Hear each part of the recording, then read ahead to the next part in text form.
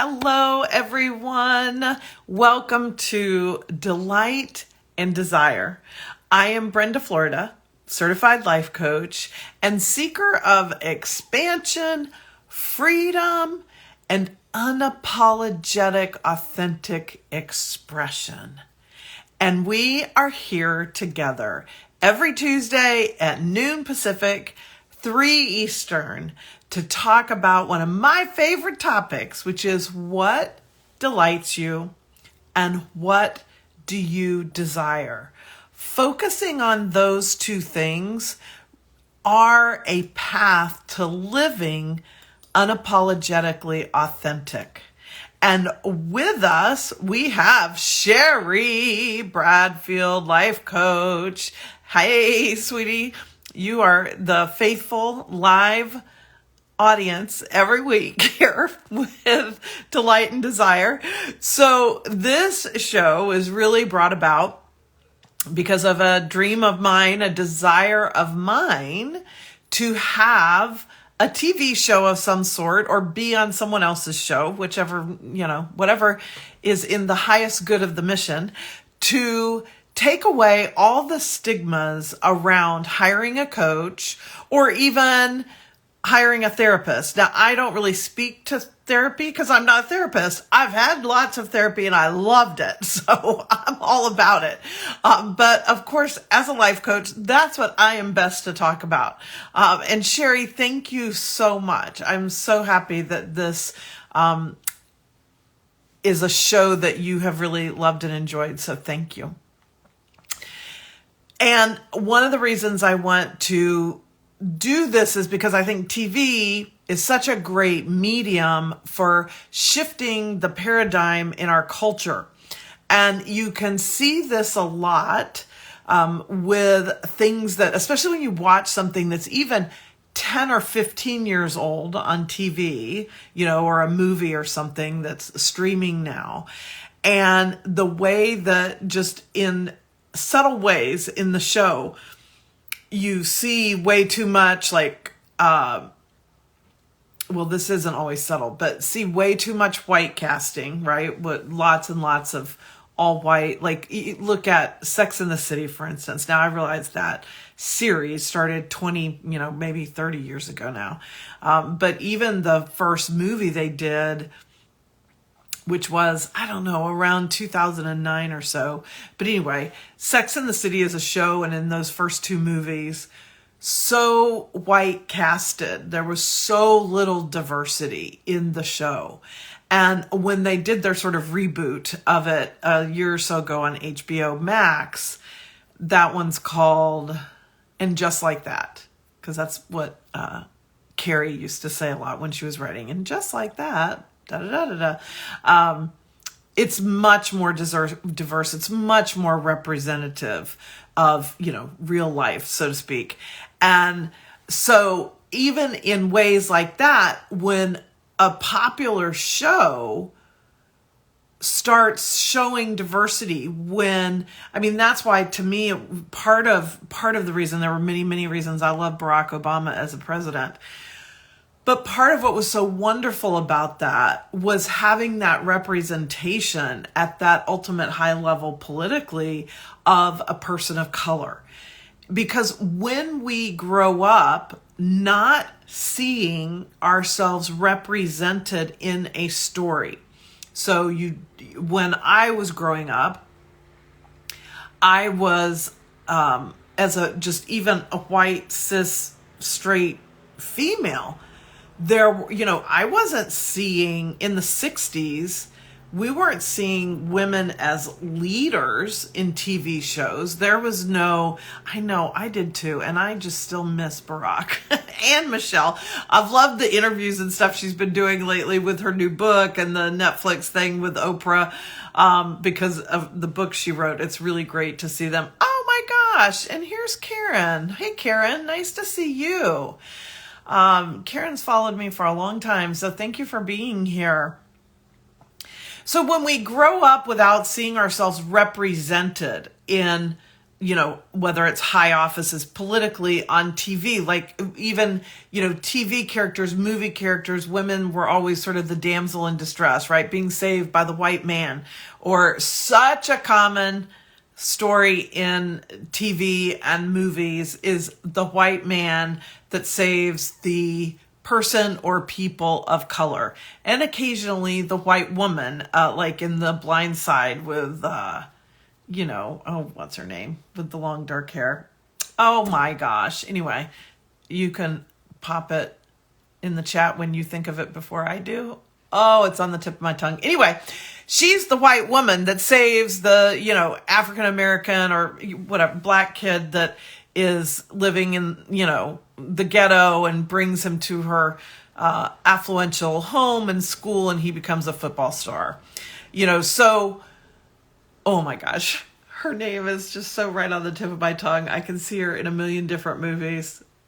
I'll blurt it out as, yes, thank you, Karen. Sandra Bullock, yes. Sorry, Sandra. So when we don't see ourselves represented, is my point, it's hard. It makes it much harder to imagine, right? And so it affects how we perceive what is possible for us, which affects, at least on the desire standpoint. I like the word delight because maybe it's a slightly, let's see, I don't know how, it's a smaller version maybe, and just energetically, not necessarily physically or something, than a desire. Like, to me, a desire is like a big goal, a big thing. Yeah, I know, it was a little senior moment. And so desires to me feel really big, whereas delights feel like, a little more everyday-ish. Now, you can interpret delight and desire any way you want, because they're just fun words. And I've talked plenty about delight in very mundane, creating more delight in your life with super mundane things like napkins that you love, or, lotion that you love, or whatever, like that. Creating that kind of desire in your life in small ways is really, really important. But when we think of, especially the big things, when we don't see ourselves represented, it's hard to imagine ourselves as that. And so there's, my point just being, there are many ways of which we're subtly and overtly conditioned, especially if you are a woman or a person of color or gay or non-binary, or, any of the not cis white straight men, probably, because even as a cis white straight woman, there were so many things that I was brought up with as if they were not available to me. Now, no one said those words out loud, but again, I didn't see it. People around me weren't doing it. People around me weren't talking about it, and so there just became this way that I didn't believe they were possible, that felt very sort of organic in nature, and was, but not to a good result, right? It's ways that we get caught in limiting beliefs that are not necessarily ones we would have picked up and chosen, but they're sort of handed down to us from our families and from the culture at large, and a lot from religion and churches as well. Because the culture of religion often, hey, V, so happy to have you here as well. And so culture in many ways will shape our desires and what delights us, because it can make us feel like it's not available to us, so to speak. So I want you to think today about something that delights you, some desire that you have. I had the most epic and amazing experience. I posted 3 pictures in an Instagram post a little bit ago. My daughter, who is Healthy for Mamas on Instagram, Alyssa, she took me on a whale watching trip. here in Newport Beach, which is just south of me, 15 minutes maybe. And we went out and we actually saw a blue whale. A blue whale, largest mammal on the planet. I didn't realize that. It was so amazing. The picture is good. Thank God for Alyssa, because I have no picture. I took a couple pictures with some dolphins, but she is the best at remembering to take pictures. I'm horrific at it. And seeing this blue whale was just amazing. I mean, it's so huge. Of course, we only saw, like portions of its body as it crested, over the break of the ocean. We never got a full tail flip out and up, let alone a full body, because the guide said that they only do those full body way out of the water and back in when they're getting ready to do a really deep dive. I guess it allows them to suck in more air or something. Anywho, we saw this blue whale. It is amazing. You can go to my profile and to my, post grid and see it from there. And I was thinking about just how desire and delight can show up in so many ways, right? Like seeing a blue whale was never on my vision board. And yet, because I was willing to say yes to myself, I mean, it ended up being a Mother's Day gift, but it didn't start out that way. I just was going to go and invited any of my kids that wanted to go with me to go. And Alyssa was the only one that could make it work on a Monday. And so she ended up giving it to me for Mother's Day.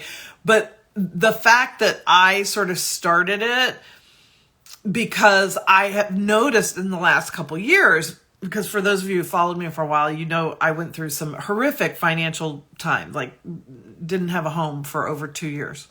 And so even though I'm coming out of that and I have a lot more money now than I did a few years ago, I still feel this sort of hangover of budgeting, right? And saying no to things that are going to cost money and whatever. So it was a big deal. I mean, it was a $65 trip. It wasn't, super duper extravagant or anything, but that was a very big deal for me to say yes to, because I knew it was something that would delight me to no end and was a real desire for me. Now, of course, you never know that you're going to see a whale when you go out on these trips, but I knew I didn't care if all I saw was dolphin, just to be out on the ocean, for a couple hours. All of it is right in my wheelhouse for joy and delight and desire.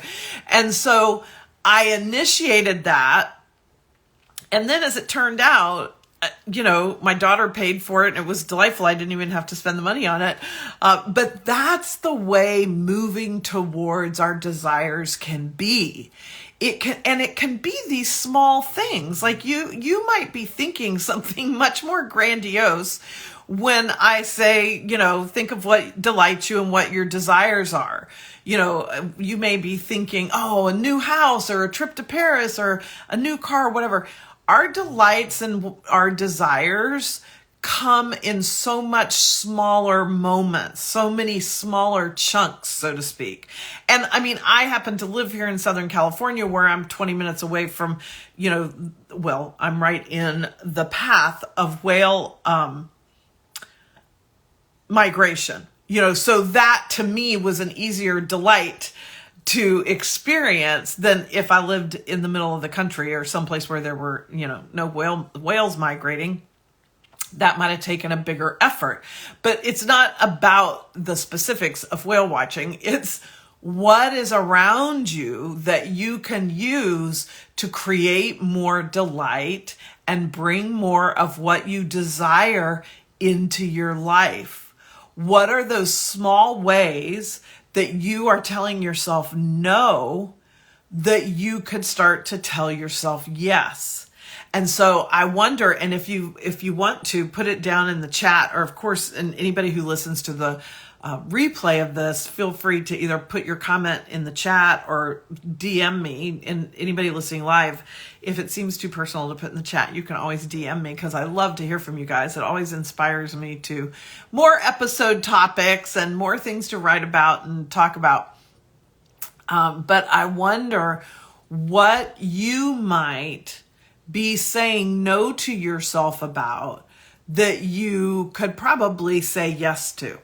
You know, I realized, because about 3 weeks or so ago was about the time I started this show, but maybe a little bit after we started, that I decided I was going to take a week and just not tell myself no for a bunch of just like little stuff. Like, again, I still happen to be my mindset, and I'm moving off of this, and I'm really glad. Like, I am diligently working to move off of this because I know it doesn't serve me. But because of those super difficult financial times, my mind and my family upbringing and all the scarcity I was raised with and all the things, okay? It's a whole, collection of things that have gotten me stuck on this idea of whatever it is. It's like this fear that I'm probably spending too much money or something like that. And I just realized, like, okay, I can't go out and buy a $3,000 purse or something like that, or book my trip to the Ritz in Paris yet. But I probably don't need to say no to myself at all the ways that I do, for spending, $5 here, $10 there, or something like that. And so I just thought, for just a week, I'm not going to worry about it. I'm going to say yes if I want to go out and take myself out for dinner, or, buy some little thing or something. And I'm just not going to worry about money all week. I'm not going to check my bank account obsessively, blah, blah. Okay. And it was so delightful. I do not want to go back, and I have decided not to. So I now also have the body cream and hand cream that I love the most. So I'm a big fan of Kiehl's products, if you know them. I happen to have the hand cream handy. So it's this Kiehl's, like their brand, or on the web, it's like Kiehl's 1851, because they've been around that long. Their body lotion and their hand cream, I just love everything about them. They're more moisturizing for my skin than most other products I use. I love the smell. I love the texture. I love, the amount of greasiness or non-greasiness that there is. Blah, blah. And I haven't for the last few years let myself buy it, because, whatever, I can get Jergens for $3.99 instead of $12, and so I just decided to say yes. So now I have my Kiehl's products. They bring me joy every time I use them, and my skin, I have super dry skin. So maybe everybody else isn't as obsessed with their skin as I am and the products that you put on them, but I have super dry skin. And so lotion is a big fucking deal in my life. So, it is a big delight that desire to have those particular products, back in my life again. And you might be surprised at how much joy that brings me. So I'm curious. So Sherry says, the older she gets, she's 66, the smaller my delights and desires get. Oh yeah. I so appreciate things at a different level. A meal at a restaurant I seldom go to. Yeah, we can be so thrifty now without needing to be. And Sherry says she also denies herself small things. I need to let go. I'm starting to do that. It is a change. I find my husband telling me to buy it. He was not that way before. It can be so fun. Yes. Like, it really made me realize how much, or just kind of remember how often when I was a little kid, I was told no, because my mother was super thrifty. My mother was always afraid we were going to run out of money and have to live under a bridge. Not the case at all. But that was just her own fear and her own beliefs of scarcity that she was raised with and embraced, and a lot of stuff from, I grew up unfortunately, in a sort of religious culture that also was really shaming towards wealth. Like, on the one hand, people would love quoting that verse, my father owns the cattle on 1,000 hills. Like, woohoo, I'm just super abundance by nature, which is great. Love that. It is our true nature, as we are individual expressions of the divine, and all abundance is, all everything is from the divine, or whatever, spark, intelligence, whatever you think of it as, that creation comes from, continues to, and began. And so abundance is everywhere. But then the next message at church was also very shaming towards people who had a lot of wealth. Like, that was just my experience. It's not everywhere, but that was certainly mine. And so I realized how much baggage I really have, even though I myself, I love money, and I've always loved spending money, and I've never felt ashamed of the money I spent, like that kind of thing. And yet I started to notice these sort of really things that I've been holding in my subconscious that are becoming aware to me of just how much I grew up being told no, how much I grew up being told something isn't available to me. And those messages, even though kind of on the surface I rejected them, all those messages still went into my subconscious. And so this is why, like, when I said at the opening that one of the reasons I do this every week is because, it's just my way of creating this TV show on Instagram to break down the stigma and the barriers to coaching, to working with a coach, how that can benefit you, how, we don't need to wait till we're in crisis. Like, it really is, at least, what I do, which is what I can speak to the best. It's life coaching, right? It's about making life better. And there are all kinds of ways that those subconscious thoughts that you have been given by your family or culture about, shame over wealth, or over, like arrogance is usually the way it gets expressed when people talk about it. They feel arrogant if they, say too much. I was going to use the word brag. I love the word brag, but for some it has a negative connotation. But even to the degree that if we talk frequently about what we've accomplished and what we're good at and all that, oh no, don't say too much of that, because that's bragging. That choosing yourself is selfish. Those messages, even if you in your conscious mind reject them, and they are worthy of rejection, if you've been given those messages over and over and over, they are in your subconscious. And it's very hard to sort of loosen the grip and release things that are in our subconscious alone. Having another person, whether that's a great therapist or a life coach, who can work that way. So not everybody works that way. It's not their style. It's not their modality, whatever. But for me, it is. And so part of what I'm doing when I'm coaching clients is help them either see what's in their subconscious that is sort of unknown to them. Because with our subconscious, it's called subconscious because it's below your conscious. You don't know it, right? You don't consciously know it. And yet that's 90% of what we're thinking and feeling. And so what causes our reactions? What we think and feel. What causes our, action in the world? What we think and feel.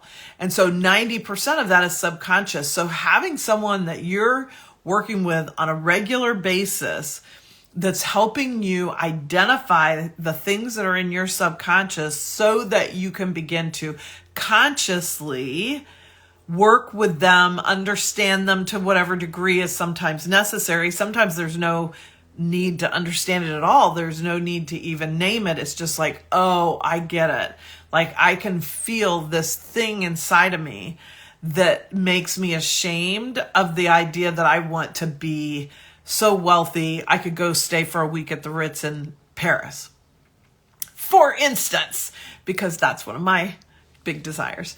That there's something in me that is like, ooh, no, gross. That's arrogant. That's selfish. That's materialistic. That's greedy. That, and I'm like, oh. So even though consciously I'm like all about that, put that on my fucking vision board, that's happening. I've got this whole other piece, which is 90%, right? So it's bigger than that 10% of my conscious mind that is simultaneously, even as I'm thinking about that and putting those images on my board, is telling me I'm being selfish. I'm being materialistic. I should be ashamed to spend my money that way. Like all kinds of things that I would have never thought. So that's what I do with clients as their coach. I help them find those things. And sometimes we can name them. And sometimes it's just ooh, something doesn't feel right about that. And sometimes the client doesn't have any awareness. Sometimes I pick up on it first, because what's happening for us subconsciously is sprinkled all in our normal communication. Just the way the words come out of our mouth will often demonstrate something that's in our subconscious, but we don't notice it because it's in our subconscious. It is unknown to us consciously. That's why it's there. I mean, that's what it's called, right? So, I can hear it and I can pick up on it because it's not mine, right? And then the coaches I work with help me find mine. That's how I realized I had all this shame built up about, and arrogance and like selfishness and materialism, which like I swear in my little religious, not little, it was big, but religious culture, materialism, I swear, was, practically the unforgivable sin. I mean, there was so much talk about the shame and judgment of materialism, and wanting expensive things and all this kind of stuff. It was really, when I think back on it, really quite bizarre. But that's what I grew up with. So of course those messages went in my subconscious. I mean, until we're 7 years old or 8, somewhere in that, 7, 8 years old, our brain hasn't even matured enough to have any analytical thought. So when we're little like that, hence the book, Everything I Learned Before Kindergarten, we're just absorbing it all as if it's the truth. That's why you can get scared by a dog when you're a 2-year-old, maybe not even remember it, but just know you're scared of dogs. And you can kind of rationally as an adult go, oh yeah, there's probably not a reason to be scared of at least most dogs. And you might be able to, like, in your rational mind, talk yourself out of it. And then a dog walks up and you're scared. That's the subconscious versus the conscious. And so it takes coaching, therapy, someone outside of ourselves to help us see those things and then work to release those things. And that is what is standing in the way of even knowing what you want and what delights you. So what those desires are, because I've also worked with clients who don't have any idea, certainly at the level of how they think of the word desire. They don't know what they desire. They hardly know what delights them, because they've not taken the time to know, or they've already been so preconditioned that thinking that way is selfish, especially for women, because we're supposed to be nurturing and taking care of everybody else. So we're not supposed to be thinking about our desires. It's, what does my spouse desire? What do my kids desire? What will delight them? Let me do that. And sure, there's a place for that. But when we leave ourselves out of the equation, then we're in big trouble, because that is our job. It is only my job and my job alone to live out my life. And ideally, and for me, for sure, it is at my highest ability, right? The greatest, the best life that this Brenda, could possibly live. It is not my job to make sure my kids are living their best life, or my spouse is living their best life, or my BFF, or any of you listening. not my job. Not even my job as a coach. My job as a coach is to show up and facilitate you taking on that job and you excelling at that job of being the best version of yourself that's possible. That's what I'm doing as a coach. I am facilitating your growth. But the same way the best professor in the whole wide world could be giving a lecture or, having some talk and you're in the audience. If you're daydreaming and not paying attention, or you've checked out for some other reason, or you hear it but you don't do anything to apply what you heard, that's not that teacher, that instructor, that speaker's job. It's yours. Their job was to give the information, to give the tools, to give the tips, whatever it is. And it's your job and your job alone to actually apply those in your own life. So that's how it is for me when I'm working with a client, and I make it really clear when we, start our work together, that I'm going to totally show up as your facilitator, as your catalyst, so to speak, to that growth. But I can't make you grow.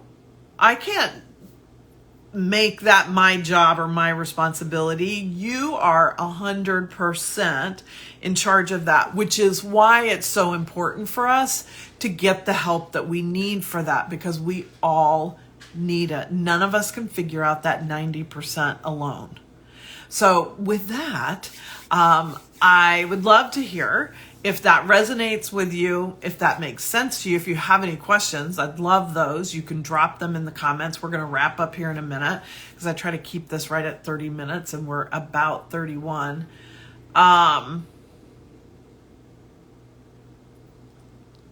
Oh, good. Okay. I'm not sure what you're referring to, but that's okay. Well, I will go and we'll let anybody else who wants to go check that. And I'm glad you're delighted and feel like justice is served. I mean, that is a great aspect of delight and desire, is seeking justice in the world. Justice for yourself and the things that are out of place for you, like all those beliefs I have for my mom. It's not about me being angry at my mom or my church or my whatever that I have those beliefs. But it is about me creating the inner justice of freeing myself from them. And in freeing myself from them, if there's a way I can free someone else, then that's, an added beauty. You are welcome, ladies. I am so glad you are here with me. And again, for anybody live or watching this in the, sort of replay in the recording, please DM me with any questions, any topics you'd love for me to talk about around this delight and desire. One of the things that I'll talk about soon, because actually I thought I was going to talk about it today and then it's not where it ended up going, but guilt is another big obstacle to our delights and desires. And I work with clients all the time on their guilt of moving towards what they desire, of moving towards what delights them. So we'll cover that one soon. But yeah, I'd love either comments here or DM me and let me know how, what your big takeaway from today was, and if there's a question or topic you want me to cover. So with that, I will send you all on your way, and I will see you next Tuesday. We do this every week, Tuesday, noon Pacific, 3 p.m. Central. Fill in your time slot for all the other time zones. And I love being here with you in delight and desire. Oh, and I have a free top 10 tips for cultivating delight and desire that is in my bio. So head over to my bio and you can get that worksheet for free. Just put together some of my top tips for accessing your own delight and desire. So you can get that free from my bio. All right, everybody. See you next week. Bye-bye.